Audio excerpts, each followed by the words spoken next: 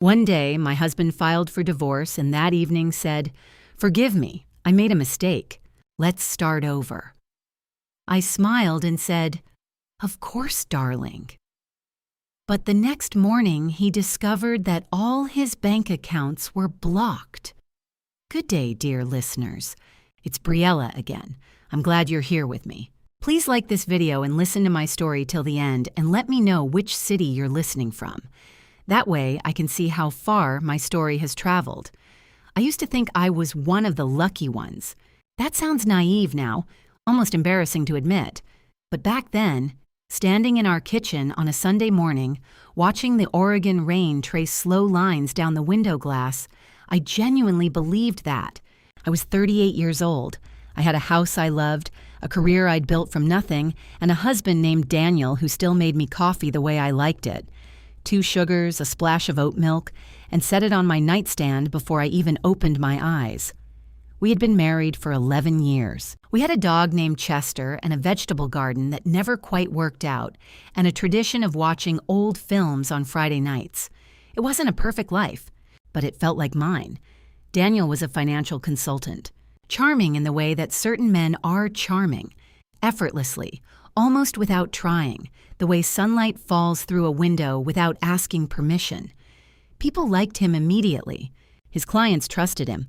At parties, he was the one standing in the center of the room, and I was the one he'd glance over at, catching my eye, smiling just for me. Or so I believed.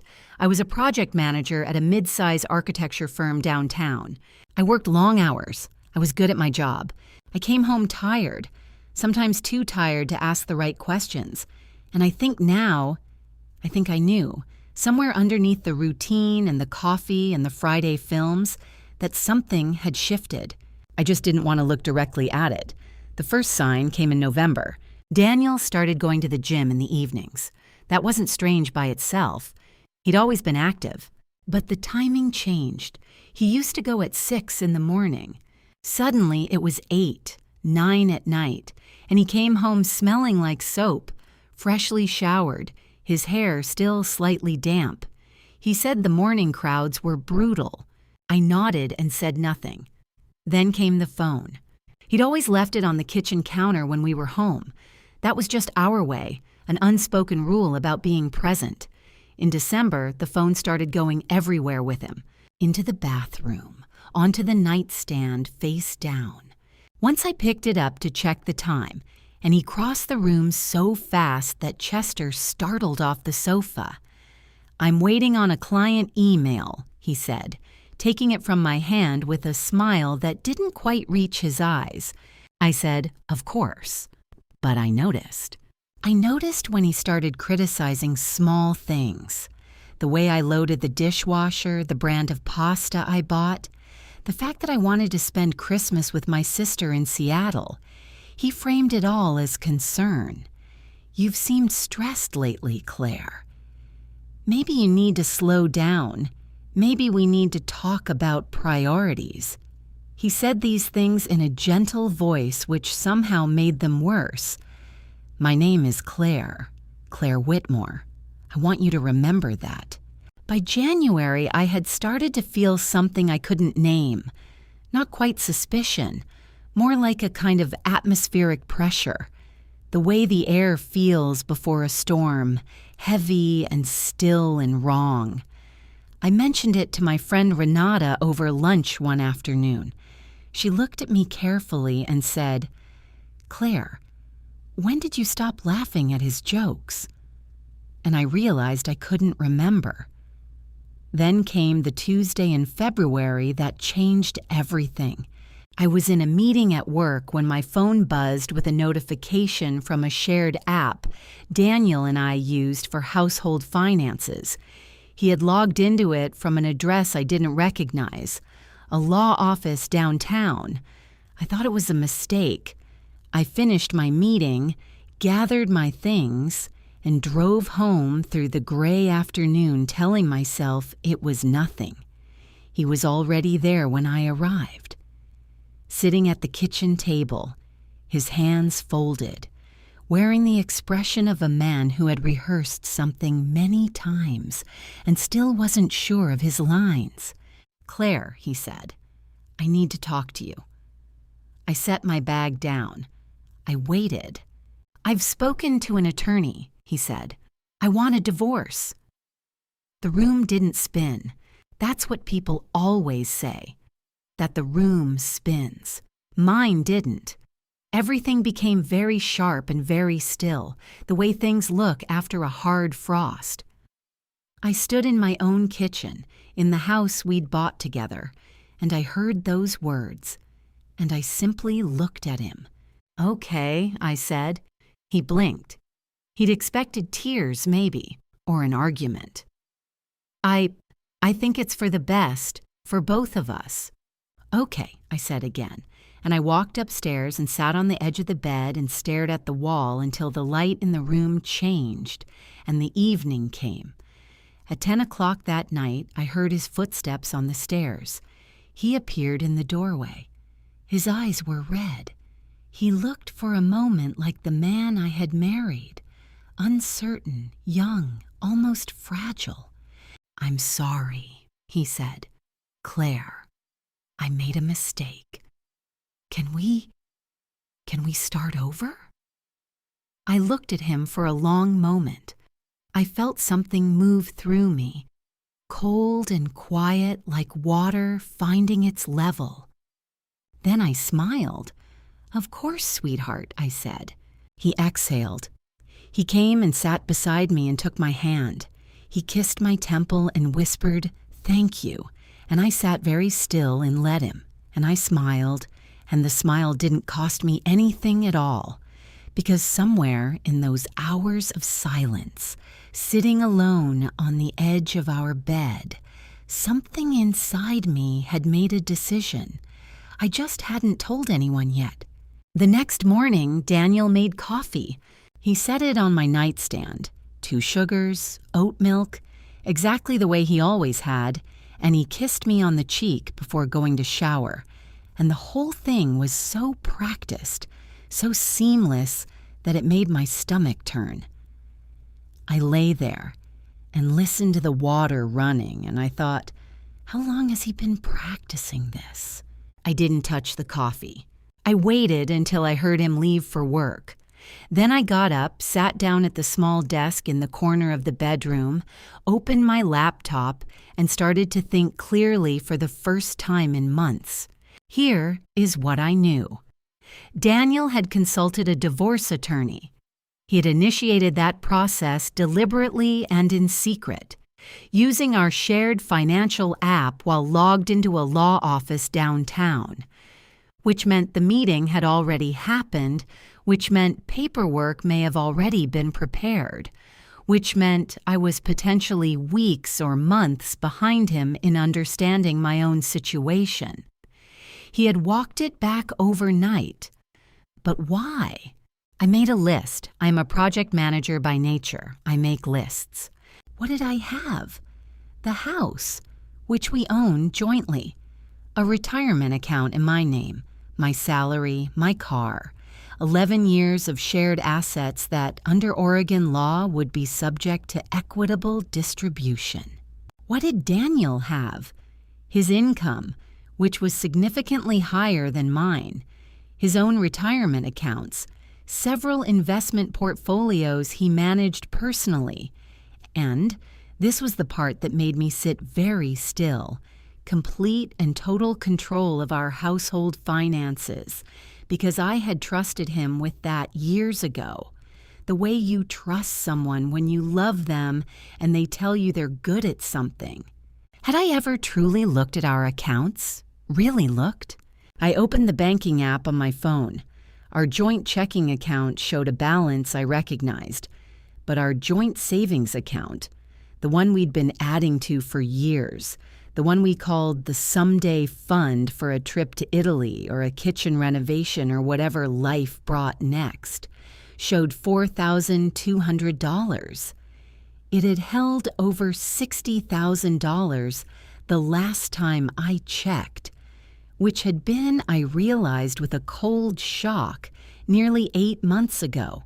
$56,000 gone. I sat with that number for a very long time. Where does $56,000 go? Hotels? Gifts? Perhaps rent on a second apartment? Perhaps on a person I hadn't yet put a name to, but whose outline I could already feel. A shape standing just outside the frame of my life, casting a shadow I hadn't wanted to see. The fear came then, properly, for the first time. Not the vague, atmospheric dread of the previous months. This was specific and cold and real. I was 38 years old. If Daniel filed for divorce on his timeline, with his attorney, with his prior knowledge and my ignorance, I could emerge from 11 years of marriage with a fraction of what I was entitled to, and I would have no one to blame but my own willingness to look away. But here is the thing about fear. When you let yourself feel it completely, it burns itself out. It takes maybe 20 minutes if you don't fight it. You sit with it, you breathe, and eventually it turns into something else. For me, it turned into clarity. I closed the banking app.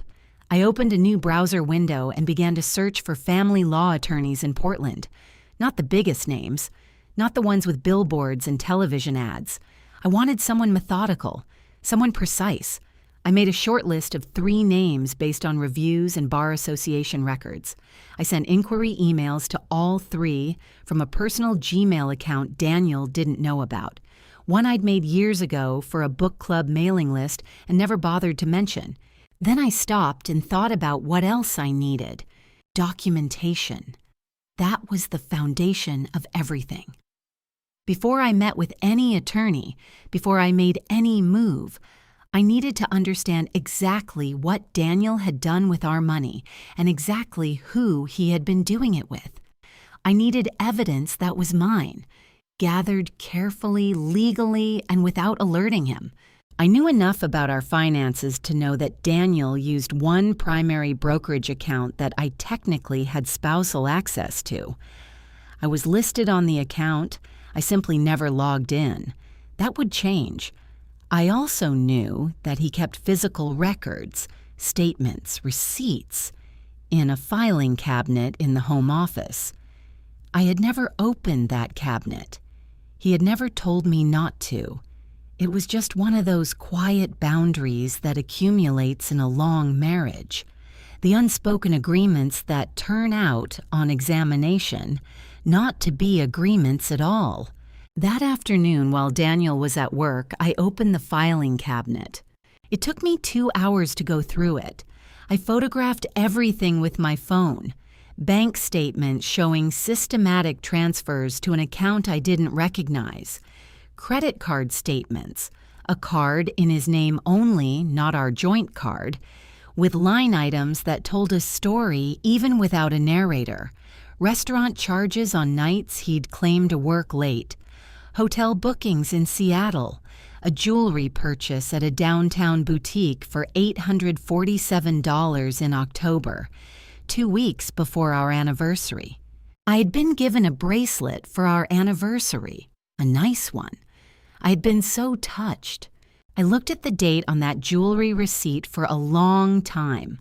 Then I put everything back exactly as I'd found it, walked into the kitchen and began making dinner because Daniel would be home at 7 and nothing about the surface of our life could change yet. I had a plan. It was just beginning to take shape, but it was there, solid and cold and mine. I met with the attorney on a Thursday. Her name was Patricia Hale. She had an office on the 14th floor of a building on Southwest Broadway, and she wore reading glasses on a chain and spoke in the measured, unhurried tone of someone who had heard every version of this story and remained, through all of it, unshocked. That composure steadied me. I needed to be around someone for whom this was ordinary, because for me, Walking into a divorce attorney's office while my husband believed we were reconciling felt like stepping off a ledge. I sat down, I laid out what I had found, and Patricia listened without interruption. When I finished, she set down her pen and said, "You've done good preliminary work. Now let's talk about what you actually need." What I needed, she explained, was a forensic financial picture. The transfers I'd found were significant, but without a full accounting, Daniel's attorney, because he would have one, because the process was already in motion, could argue that the money had gone to legitimate expenses, early investment redemptions, tax liabilities. I needed someone to trace the funds. She gave me the name of a forensic accountant she worked with regularly, a quiet, thorough man named Gerald Chen who charged a flat fee and didn't ask unnecessary questions. "There's something else," Patricia said, looking at me over her glasses. "You mentioned a possible third party. If infidelity is involved and marital funds were used to support that relationship, it strengthens your claim for a greater share of assets substantially. Oregon is a no-fault state, but financial misconduct is a different category entirely." I nodded. I had suspected. I hadn't yet confirmed. "Find out who she is," Patricia said. "Legally, nothing invasive. But if there's a name, I want it." I drove home with the windows down despite the February cold because I needed air. I needed the feeling of something moving past me. That same week, something shifted in Daniel. I noticed it the way you notice a change in weather. Not dramatically, but an accumulation. He started watching me differently. Not with suspicion exactly, more with attention. The careful attention of someone recalibrating. He asked twice how I was feeling about everything. He brought up the future in vague, testing ways. Maybe we should think about a vacation this summer. Maybe we should finally redo the kitchen. He was performing optimism, but underneath it I could sense him searching for cracks, for evidence that I was either fully convinced or quietly planning something. I gave him nothing. I talked about the kitchen. I suggested Tuscany. But I watched him too. On a Wednesday evening, he stepped outside to take a phone call. I saw him through the kitchen window. Standing by the fence, his back to the house, his head bent. The call lasted 11 minutes. When he came back inside, he said it had been a client in California. I said, "Oh, anything urgent?" And he said no, and poured himself a glass of water and didn't meet my eyes. I noted the time, 7:43 p.m. The confirmation came on a Sunday. Renata. My friend, the one who had asked when I stopped laughing at his jokes, had a brother-in-law named Tom who worked in IT consulting and did occasional private work on the side. I am not proud of what I asked him to do, but it was legal. I asked him to help me access the location history on the shared family plan account that Daniel and I both paid into. My name was the primary account holder and the data was technically mine. Tom sent me a spreadsheet. I sat at the kitchen table on a Sunday morning while Daniel was at the gym, the real gym, I supposed, or perhaps not, and I scrolled through 3 months of location data. The address appeared 11 times. A condominium building in the Pearl District, 12 minutes from our house. The visits clustered on Tuesday and Thursday evenings, and 3 times on Saturday afternoons, when Daniel had told me he was at the driving range with a colleague named Marcus. I looked up the address. I found the name on a public professional profile. Cassandra Reeve, 32 years old, marketing director at a tech company downtown. I stared at her profile photograph for a long time, not with hatred, not yet, but with the strange, clinical curiosity of finally seeing a thing you've been circling for months. She was beautiful. Of course she was. I closed the laptop. I sat with a particular quality of silence that only exists when something you feared has been confirmed and you discover that confirmation, against all expectation, does not destroy you. It only clarifies. I picked up my phone and texted Patricia.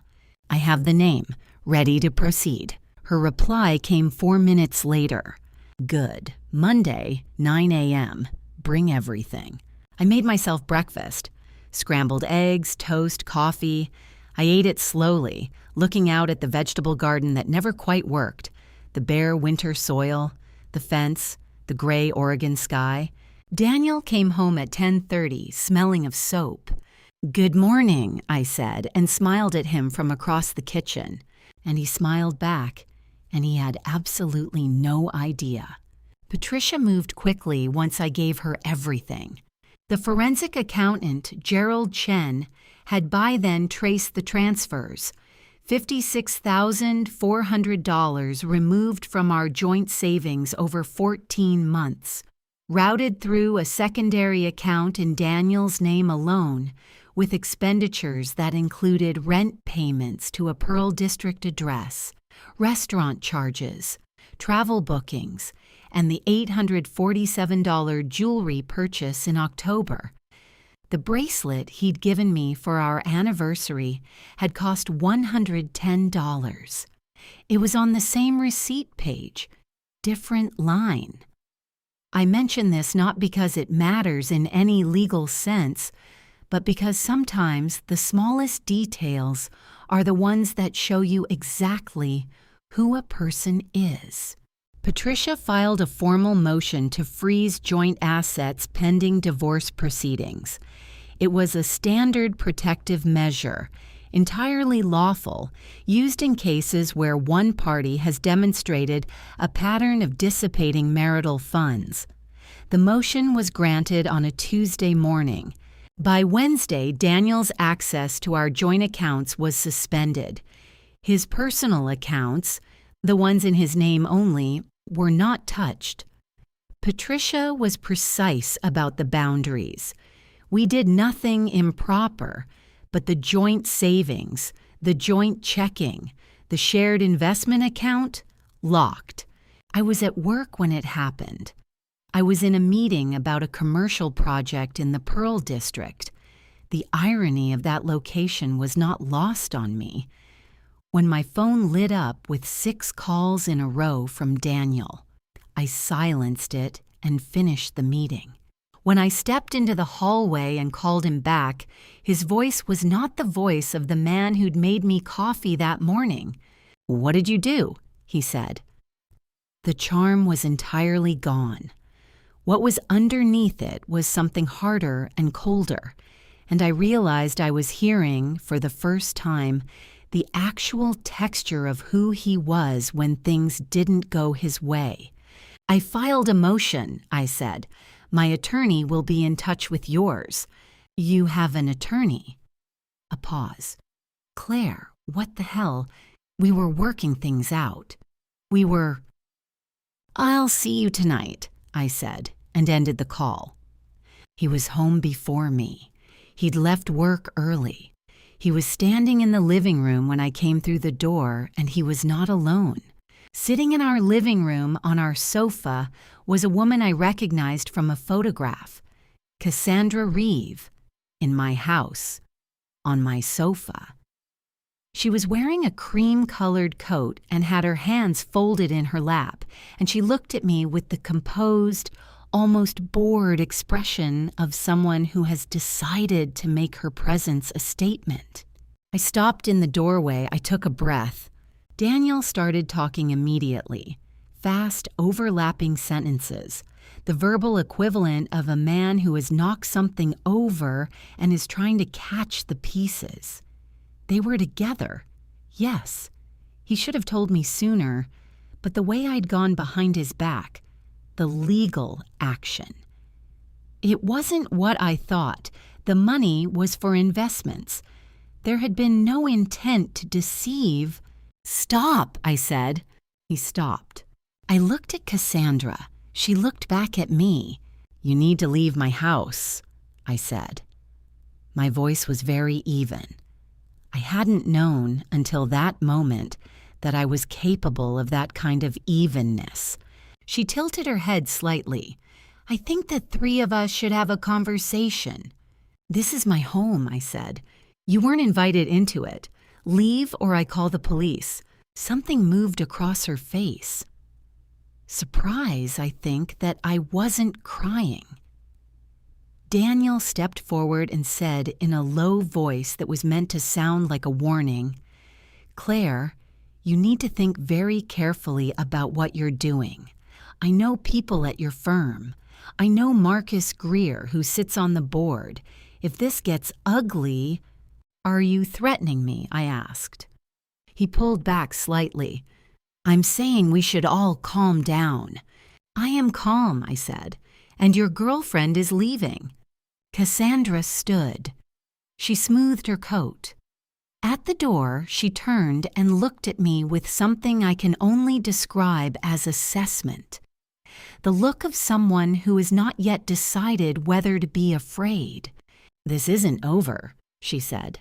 "I know," I said. "That's rather the point." After they left, I locked the door. I sat down on the sofa, the same sofa where she had been sitting in my house 2 hours before, and I let myself feel it, all of it. The anger, the humiliation, the absurd, almost vertiginous sensation of watching your life become something unrecognizable. I let it move through me completely. Then I called my sister in Seattle. Her name is Donna. She was there within 4 hours. She brought wine and said almost nothing useful and everything necessary. We sat on the back porch with blankets over our knees, looking at the dark garden, and she didn't try to solve anything or advise anything or reframe anything. She just stayed. I took 4 days of personal leave from work. I drove to the coast with Donna, walked on the beach in the rain, slept 9 hours a night, and came back to Portland feeling like myself again. Not the self who'd been managing Daniel's moods and ignoring her own intuition for months, but the self who made lists and thought clearly and knew, with quiet certainty, what needed to be done. Daniel was staying at a hotel. Patricia had sent his attorney a formal separation notice. The process had begun. I came home from the coast, watered the plants, fed Chester, opened my laptop. Time to finish it. The offer came through Daniel's attorney on a Monday. Patricia called me and read it aloud in a tone that suggested she had seen this particular gambit before. Daniel was proposing a cooperative settlement. He would agree to a clean, uncontested divorce in exchange for my dropping the asset freeze and accepting a 50-50 split of what remained in the joint accounts. The $4,200, plus a single lump payment of $18,000, framed as recognition of my contributions to the marriage. $18,000 for 11 years. "He's scared," Patricia said. "This offer proves it. Gerald's accounting means he cannot explain those transfers without admitting to financial misconduct. He wants this over quickly before anything goes on record." "What do I actually stand to receive?" I asked. Patricia walked me through the numbers. With financial misconduct documented, with the forensic trail Gerald had built, and with my clean earnings record versus Daniel's demonstrably depleted marital assets, I was entitled to substantially more, potentially including a portion of his personal investment accounts if we could show they were funded in part by marital income, which Gerald believed he could demonstrate. "My recommendation," Patricia said, "is to decline and proceed." "Then that's what we do," I said. I didn't feel triumphant about it. I felt mostly tired in the way that comes not from weakness, but from sustained precision. The exhaustion of someone who's been keeping everything exactly right for a long time. 2 days later, Cassandra called me directly. I don't know how she got my personal cell number, I can guess. I answered on the third ring because I was curious and because I had, by then, so little left to fear from her. Her voice was different from the composed, coat-wearing version of herself she'd performed in my living room. It was warmer, almost friendly. "I just want you to know," she said, "that I never wanted it to happen this way. I think we could have a real conversation, woman to woman, and figure out what's best for everyone. Woman to woman, as if we were colleagues who'd had a scheduling conflict. What is it you'd like me to do?" I asked. A small pause. "I think you're hurting yourself more than anyone by pushing this. Daniel will fight it. It'll be months, maybe years. You'll spend everything on attorneys. I've seen it happen to people. It destroys them." She was describing her own hope, not any likely outcome. I understood that. "Thank you for the call," I said, and ended it. I sat by the window for a moment after. Outside, a neighbor was walking a dog, a golden retriever who was very interested in a particular patch of sidewalk. The ordinary world going on, entirely unbothered by the contents of my phone call. I found that comforting.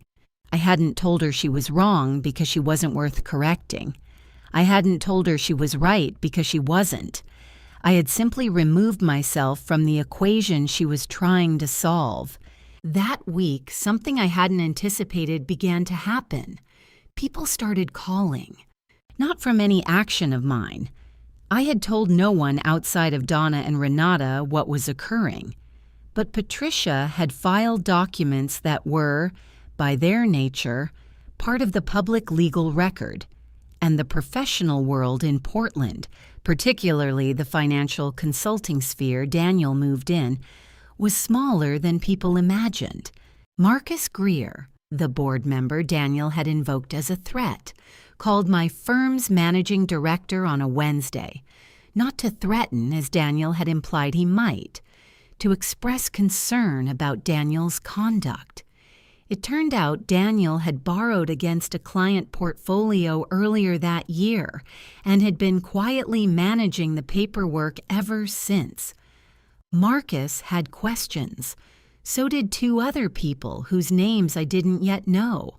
My managing director called me into her office on Thursday.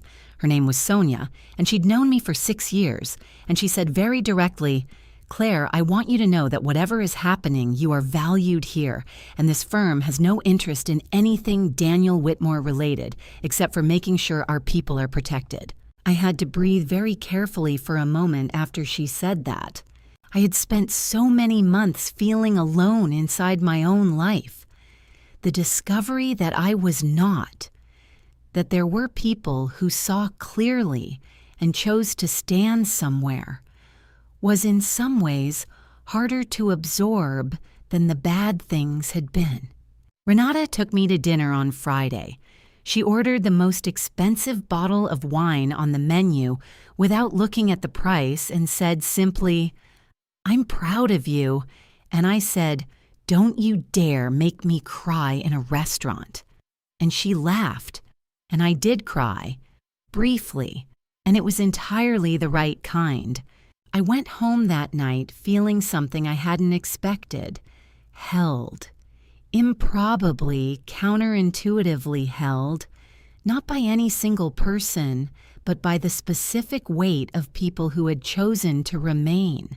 Daniel and Cassandra, I suspected, were watching, waiting to see if I'd crack. They were going to wait a long time. They came on a Saturday morning. I heard the car in the driveway at 10:30. I was in the kitchen making tea, still in my robe, and I looked through the window and saw Daniel's car. And then I saw both of them get out together and walk toward my front door, like people who have decided that the best strategy is simply to materialize and refuse to be ignored. The doorbell rang. Chester barked once and sat down. I stood in the kitchen and took one breath, then another. Then I walked to the door and opened it. Daniel was wearing his good coat, the charcoal one he saved for client dinners, and he was holding a paper bag that smelled like the bakery 3 blocks away, the one we'd gone to together every Saturday for years. Cassandra stood slightly behind him in a different register. No cream coat this time, something softer, a gray sweater, her hair down. She was performing approachability. They had coordinated this. "We wanted to talk," Daniel said. "Just talk, no lawyers." I looked at the paper bag. I thought about every Saturday morning in that bakery. The corner table by the window, the almond croissants, the way Daniel would always let me have the last bite of his, that specific tenderness that had apparently been entirely compartmentalized. "Come in," I said. They sat at the kitchen table. I made tea for myself and didn't offer any. I sat across from them and waited. Daniel began.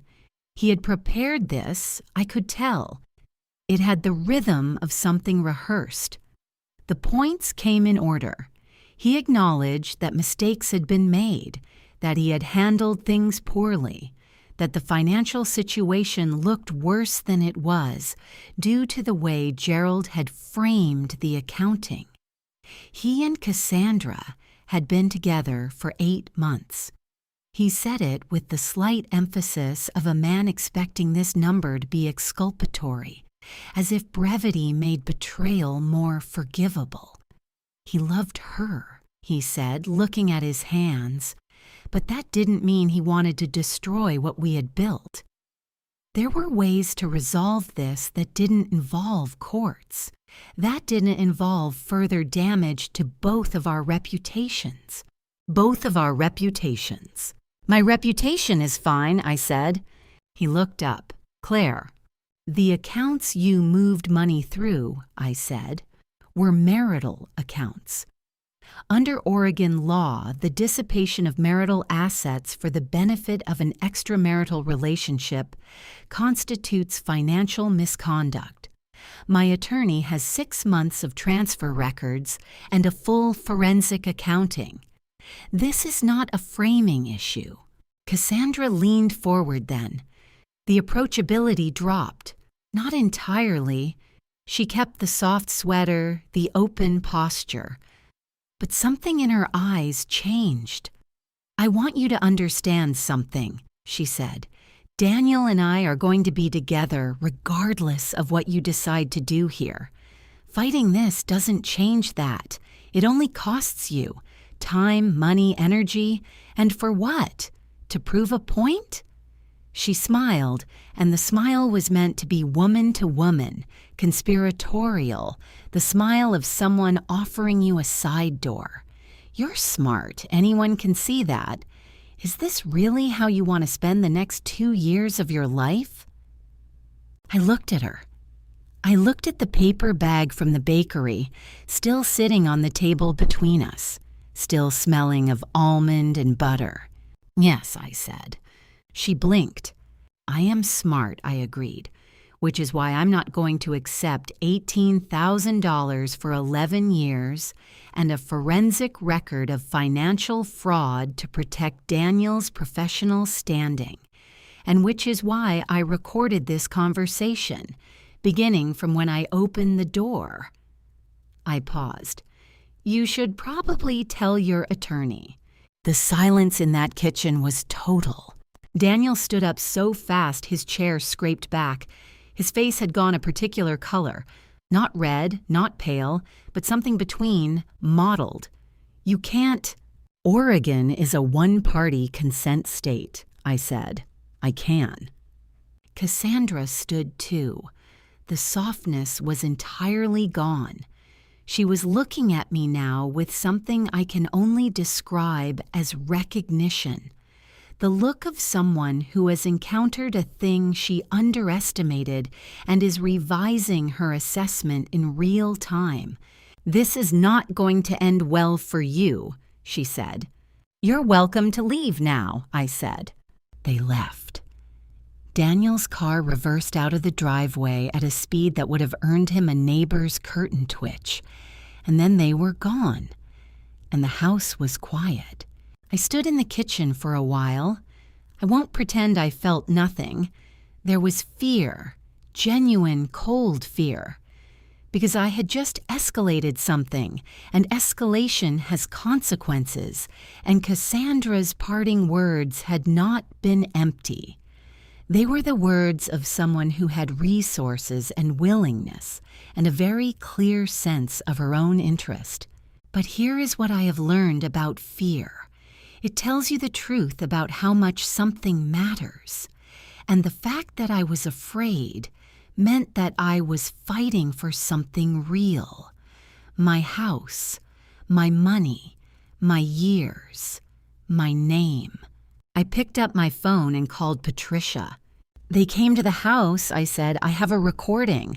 A pause, then, "Send it to me immediately." "Already done," I said.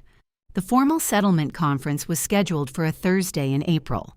It took place in a conference room at a mediation firm on the west side of downtown. Neutral territory, beige walls, a long table with water pitchers at intervals. Patricia and I arrived early. I wore a dark blazer and my hair up, and I felt, sitting there in the gray morning light, something I hadn't felt in a long time, completely ready. Daniel arrived with his attorney, a man named Robert Fisk, who had a reputation for aggressive negotiation and had said, via correspondence, several things that Patricia had described with clinical understatement as strategically overconfident. Cassandra was not present. She had no legal standing to be there.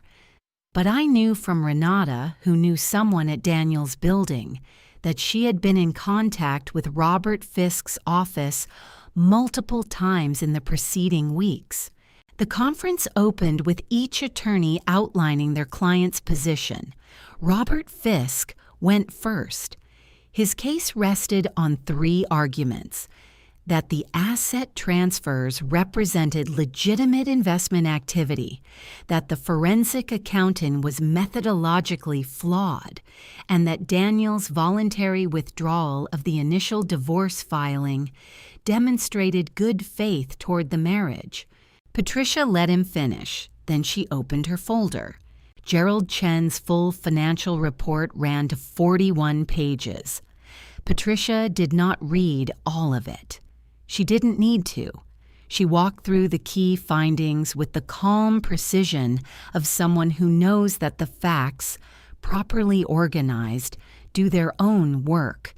The transfers, $56,400 removed from joint savings over 14 months.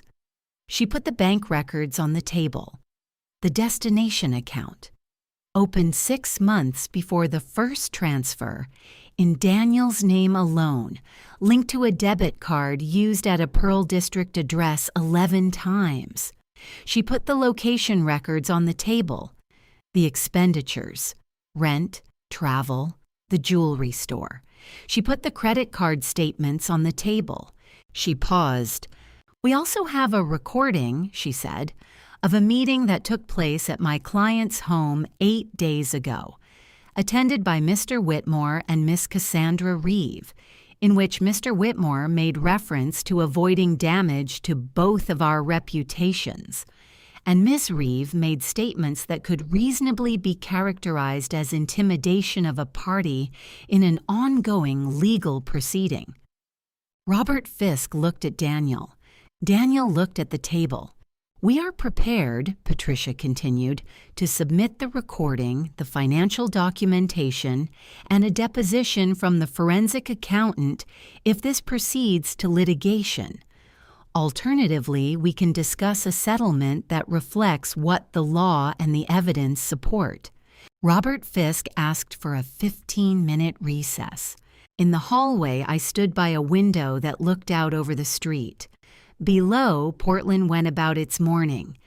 People with coffee cups, delivery cyclists, someone walking a dog who had the same interested, purposeful energy as Chester. I watched it for a moment and thought about how strange it was that the world continued being entirely ordinary while your life was being renegotiated in a beige room behind you. Patricia came and stood beside me. "He's rattled," she said quietly. "Fisk is good, but he wasn't briefed on the recording. Daniel didn't tell him." "Of course he didn't," I said.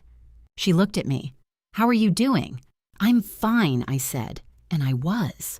The fear was entirely gone, not suppressed, not managed, genuinely gone. In its place was something very still and very clear. We went back in. What happened in the next 90 minutes was not from the outside dramatic. There were no raised voices. No one cried. Fisk made a counterproposal. Patricia declined it. Fisk made another. Patricia declined that too and put a number on the table. A number that Gerald Chen's accounting justified. A number that Patricia had prepared with the specificity of someone who had done this math many times and knew exactly where the floor was. Daniel looked at it. His face went through several expressions in quick succession. Disbelief, anger, calculation, and then, finally, something that looked like the moment a person understands that the position they thought they occupied has already been vacated. "This is," he started. "Supported by documentation," Patricia said, completely. He turned to Robert Fisk. Fisk was looking at the recording transcript Patricia had provided.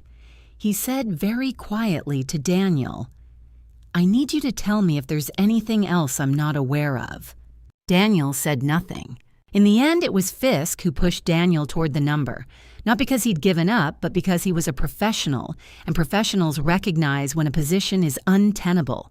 He leaned over, spoke quietly into Daniel's ear, and I watched Daniel's shoulders drop in the specific way that means a person has stopped fighting, not because they want to, but because they have run out of ammunition. The agreement was signed at 1:17 p.m. I won't list every detail. Patricia has advised me not to, and in any case, the specifics are mine. But I will say that what I received bore no resemblance to the $18,000 Daniel had offered me months earlier. The house was mine. The investment accounts were divided according to Gerald's accounting, which traced marital contributions with forensic precision. And there was a structured financial settlement covering the dissipated assets, every one of the $56,400, with interest. Cassandra received nothing from the proceeding because she had no legal claim to anything. That, I suppose, was its own answer to the question of what she had actually been offered in exchange for what she cost. I shook Patricia's hand in the elevator. She said, "Well done." I said, "You did the work." She said, "You did the work first," and we left it there. I drove home through the April city, the windows down, the radio on, and for the first time in a very long time, I was simply a person driving home, not managing, not calculating, not performing calm I didn't feel, just driving. The week after the settlement conference, things happened in the way that inevitable things tend to happen, quietly, systematically, without anyone's permission. Daniel's firm received the outcome of Marcus Greer's inquiry.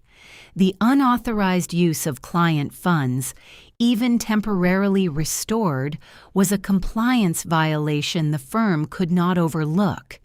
He was placed on administrative leave 2 days after the settlement.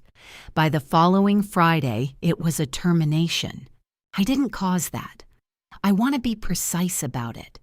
What I had done was file legal documents that became part of the public record, and what Gerald Chen had done was trace financial movements that told a story visible to anyone who looked. Marcus had already been looking. The rest followed from that. Within 6 weeks of the settlement, Daniel had taken a position at a smaller firm in Sacramento. A lateral move presented, I imagine, as a fresh start, but visible to anyone who understood the trajectory for what it was: a retreat. He took his boxes and his good coat and drove south, and I did not watch him go. He was simply no longer in my life. The house was mine.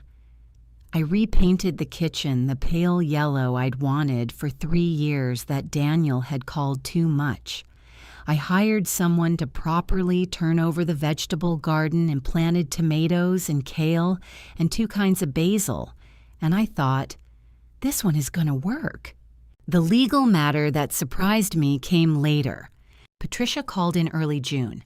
The recording from my kitchen, Cassandra's statement that I would find this doesn't end well for you, had been reviewed by the mediating firm and characterized as an attempt to influence a party in a pending legal matter. It didn't rise to criminal charges, but it became part of the proceedings record, and Cassandra's employer conducted its own review. Her role involved client contract negotiations.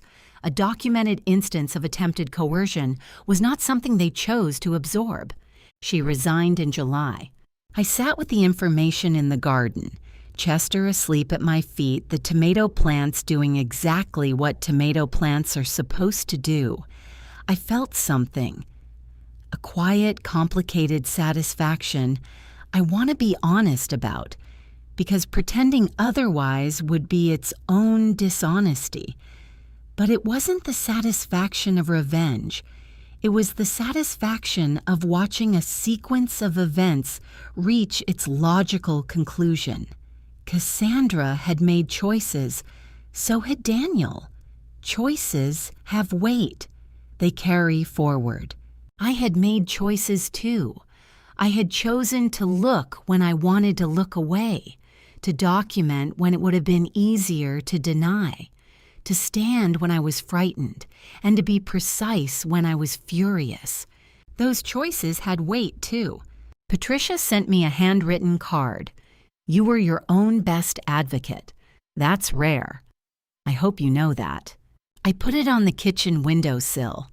I look at it when I water the herbs. By August, the house was fully mine in every sense. The guest room, Daniel's old office, was empty and freshly painted, waiting to become something that had no prior version, no residue of what it used to be. I stood in the doorway one evening, Chester warm against my leg, and thought about the woman who had heard I want a divorce and simply said, okay. What she'd been carrying before she even knew she was carrying it. The slow erosion of her own perception that happens when you spend years accommodating someone else's reality. She was me. She is still me, but different now. In the way people are different after something has been tested and held. I closed the door of the empty room. Tomorrow I would figure out what to make of it. By the time autumn came, my life had begun to take a shape I recognized. Not the shape it had been. That shape belonged to a version of my life I'd been maintaining through deliberate inattention. I didn't want it back. The guest room became a library, wall-to-wall shelving, every book I'd been meaning to read for a decade. I started cooking elaborate meals on weekends just for myself and discovered that cooking without performance was an almost startling pleasure. Work expanded the way it does when you stop quietly managing your energy for someone who drains it. I was promoted in November. Senior project manager, my own team, an office with an actual door. I started running again, something I dropped years ago when Daniel had made a comment about early alarms disturbing his sleep. It felt like something simply mine, with no explanation required. Donna came to stay in October. We finally made the vegetable garden work. Kale, tomatoes, one very determined squash that appeared with no explanation.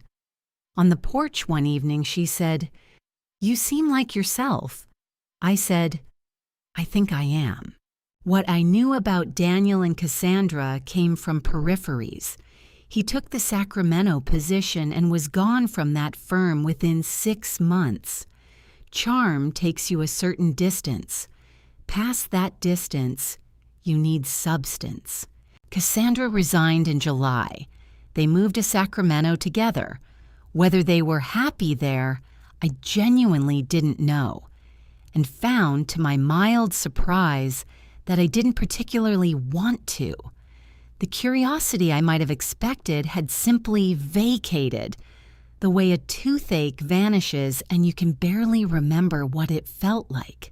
In December, a year after the Tuesday that changed everything, I sat at my kitchen table with tea and winter light through the window, and I thought about the woman who had photographed the filing cabinet and smiled and said, "Of course, sweetheart," and meant the opposite. She'd been afraid. She had been precise. She had been braver than she knew, not dramatically, but in the specific bravery of someone who looks clearly at a hard thing and decides to deal with it. I looked out at the bare winter garden. In the spring, I would plant again. This is mine, I thought. And I let that be enough because it was. Here is what I learned. A smile costs nothing, but knowing why you're smiling, that's everything. I didn't win because I was angry. I won because I was prepared. I documented. I found the right people. I trusted the process more than I trusted my fear. If someone offers you $18,000 for 11 years of your life, read the law first. And if you're sitting with something you're not quite ready to look at directly, look anyway. The clarity is worth it. Every time. What would you have done in my place? Thank you for listening. If this story stayed with you, share it. Someone out there might need it today.